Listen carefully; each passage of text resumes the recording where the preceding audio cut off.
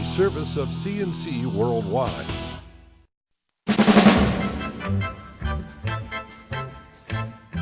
The Daily is a service of CNC News and Jib Jab Greetings. I'm Bud Lowell, your full AccuWeather forecast right across the top of all CNC local news pages. And don't expect it to give any more of the kinds of temperatures we had the last couple days when people were driving around with their windows down in the Rochester area, especially on Sunday. The National Weather Service says the city set record high temperatures both Saturday and Sunday. 69 degrees Sunday, breaking the old record of 67 from 1972. 58 degrees on Saturday, breaking a record of 57 set during a warm spell in 1995. And in between, the city posted a record warm low temperature of 43, breaking the old record of 40, which had stood since 1898. More typical January weather is on the way back in now.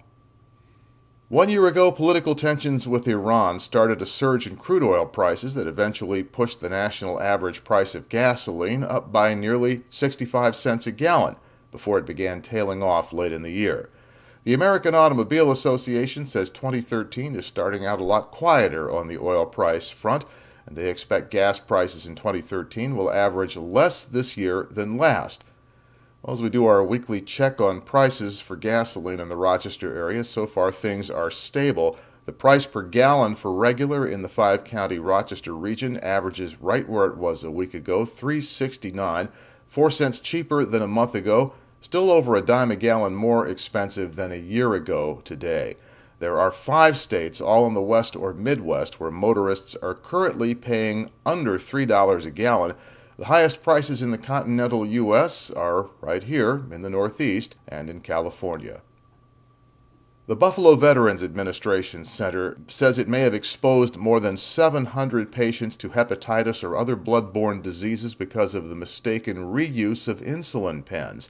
The hospital said in a statement that there's a very small risk diabetic patients could have been exposed to HIV, hepatitis B, or hep C because insulin pens were not being labeled for individual patients. A VA hospital spokeswoman says the needles were always changed, but some patients may have inadvertently shared the same pen. If that happened, there's a very small chance blood could have backflowed into the pen, even with new needles, and that could have caused patients to share body fluids. The manufacturer's guidelines say reusable pens should be used one to a person.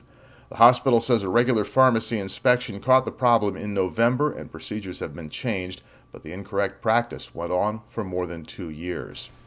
Western New York Congressman Chris Collins said he spoke with VA officials and they told him the chance of an infection being spread this way is very low, but to make sure, the VA is contacting the patients involved and offering them free blood testing.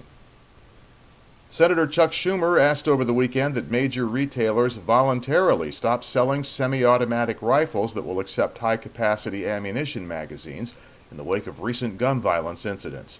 The New York Democrat said Sunday sales of so-called assault rifles have surged ever since the Newtown massacre a month ago, which started talk about resuming the Clinton-era assault weapons ban. He says businesses should declare a sales moratorium on their own, while Congress sorts out what it's going to do. You can find links to these and other stories to the left of the player window, and at the bottom of the page, links you can use to post us news and information. And because we're a community news resource, we want to know about your birth and wedding announcements, your business openings, all that sort of thing. So the next news is as it happens, updates are when necessary, and you can help us be the judge of that. I'm Bud Lowell, CNC News.